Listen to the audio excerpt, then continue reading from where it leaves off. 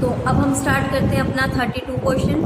32 question को ध्यान से देखेंगे। इसमें आपको इन्वेस्टिंग, फाइनेंसिंग दोनों बनाने हैं।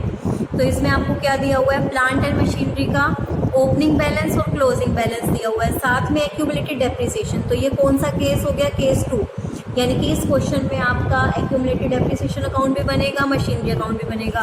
तो चलिए पहले हम इसी को करते हैं। नीचे देखिए आपको क्या कह रखा है, during the year A machinery costing 1,20,000 was sold at a profit of 15,000.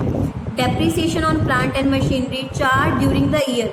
During the year मतलब ये डेप्रिसिएशन करंट ईयर का दिया हुआ है, जो मशीनरी बेची है उसका डेप्रिसिएशन नहीं दिया हुआ।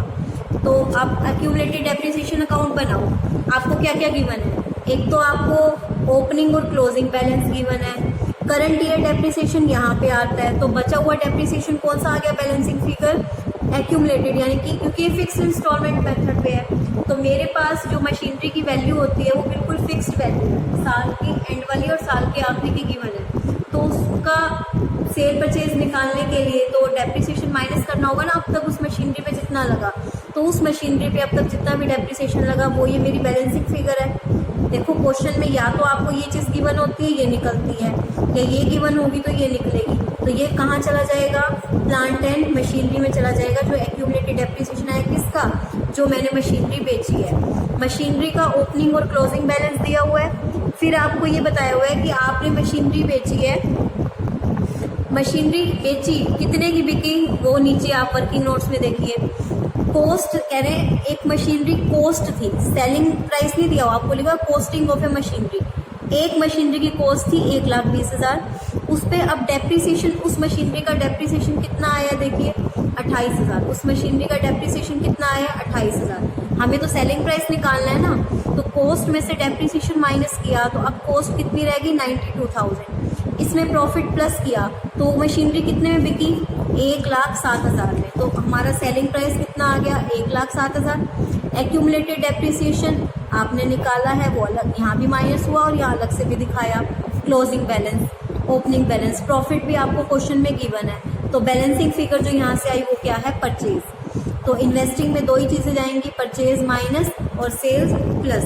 तो इन्वेस्टिंग का तो आपका हो गया सिंपल सा है, sales plus purchase minus investing हो गया। अब हम करते हैं यहाँ पे अपना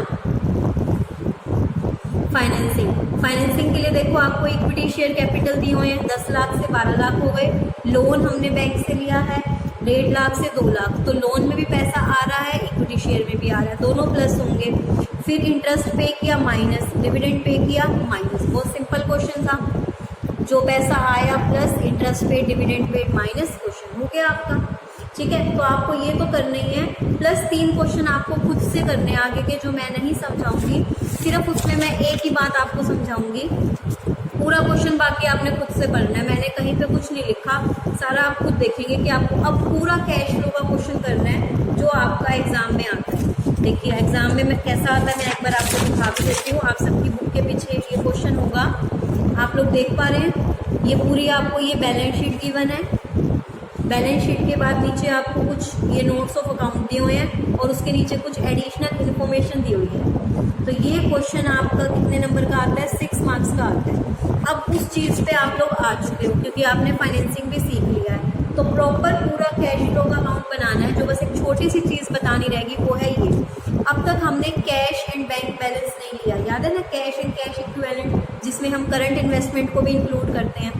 ये हमारा ओपनिंग, इसमें ईयर देख लो, ये हमारा ओपनिंग बैलेंस है, ये हमारा क्लोजिंग बैलेंस है। अब इसका करना क्या है ये देखो, आप बस ये ध्यान रखना, यहाँ पे आपने अपनी आइटम प्लस माइनस के लिए प्लस माइनस करके एक कॉलम साइड में बना लेना। उस कॉलम में अब आप क्या करना, ध्यान से सुन लीजिए। अब तक आप 2 कॉलम में करते थे ना, तो मानो ऑपरेटिंग का आपका यहाँ पे आता था टोटल इस खिच में, इसको एक साइड में बाहर लाइन लगा के इसको बाहर लिख दो अलग से कि पूरे कॉलम में सिर्फ टोटल ही टोटल दिख रहा हो। इसी तरह आपने पहले ए पार्ट कर लिया, फिर आपने बी पार्ट किया, बी पार्ट में आपका ये आ गया बी पार्ट का आंसर, वो भी आपने बाहर लिख दिया इन्वेस्टिंग का। फिर आपने सी पार्ट, आज फाइनेंसिंग सीखा, फाइनेंसिंग का आप निकालोगे, फाइनेंसिंग का भी आपने बाहर लिख दिया। अब 2 कॉलम तो आप यूज़ करे थे ना, एक साइड में छोटा सा कॉलम और बना लेना जिसमें आप तीनों वैल्यू अलग से दिखाओगे। वो तीनों वैल्यू 1 2 3, प्लस है तो प्लस, माइनस है तो माइनस, तीनों को सॉल्व करो। तीनों प्लस होती हैं पर अगर ब्रैकेट में है तो माइनस होगी। प्लस माइनस करके ये 3 लाइनें याद कर लो क्या लिखना है। अगर तो आंसर प्लस में आया तब तो यहाँ पे लिखोगे इंक्रीज, पर यहाँ मेरा प्लस माइनस करके आंसर आया है माइनस में, तो मैं क्या लिखूंगी, decrease. Net decrease in cash and cash equivalent. आप यहाँ पे इंक्रीज या डिक्रीज वर्ड चेंज हो सकता है, बाकी लाइन यही रहेगी। इन तीनों आंसर को, ऑपरेटिंग, इन्वेस्टिंग और फाइनेंसिंग, तीनों के आंसर को प्लस करने के बाद आपका यहाँ पे या तो नेट इंक्रीज आएगा या डिक्रीज आएगा। इंक्रीज होगा तो प्लस में, डिक्रीज होगा तो माइनस में। उसके बाद आपको क्या करना है, जो आपका कैश एंड कैश इक्विवेलेंट का ओपनिंग बैलेंस है वो इसमें आप प्लस कर देंगे। कैश एंड कैश इक्विवेलेंट का ओपनिंग बैलेंस है वो आप इसमें प्लस कर देंगे। तो प्लस करने के बाद जो आंसर आएगा ये आपके क्लोजिंग बैलेंस से मैच करना चाहिए। अगर ये आपके क्लोजिंग बैलेंस से मैच कर रहा है तब तो यानी कि आपका पूरा क्वेश्चन ठीक है, वरना आपके क्वेश्चन में मिस्टेक है। देखो 60,000 आया, यहाँ पे भी मेरा क्या है 60,000। ओपनिंग बैलेंस आप इसमें प्लस कर देंगे, ओपनिंग बैलेंस प्लस कर देंगे।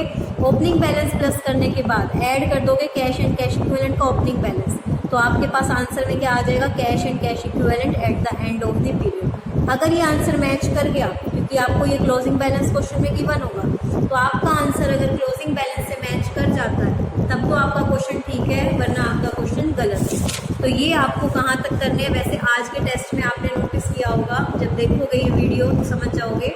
मैंने आप लोगों को जो क्वेश्चन दिया था वो इसी टॉपिक के आपको ऑपरेटिंग और इन्वेस्टिंग आप कर चुके हो, बस आपको आगे से उसका फाइनेंसिंग निकालना है। मैंने आपको 33, 34, 35 में से ही दिए टेस्ट में, यही क्वेश्चन मैंने एडवांस में दे दिए। 34 ये आपको खुद करना है, 35 आपको 35 तक, 36 से हमारा थोड़ा नया कंसेप्ट स्टार्ट हो रहा है, तो 35 क्वेश्चन तक आपको सॉल्व करने हैं होमवर्क में। 28 से 35 आपका होमवर्क है, प्रैक्टिकल क्वेश्चन आपको सॉल्व करके मुझे सेंड करने हैं। क्लियर है? और आपको कंप्लीट अब अच्छे से बनाना आ जाएगा, कैश फ्लो कैसे क्या करना है। फिर भी आपको कोई डाउट लगे तो आप मुझसे पूछ सकते हैं। आप देख सकते हो यहाँ पे आपका पूरा कैश फ्लो बन रहा है। 33 है, फिर 34 है, और पेपर में पूरा 6 मार्क्स का ऐसा ही क्वेश्चन आता है। अब आप एग्ज़ाम वाले पॉइंट पे पहुँच चुके हैं, तो आपको 35 तक करना है, 36 से आपका नया कंसेप्ट स्टार्ट होगा। Thank you.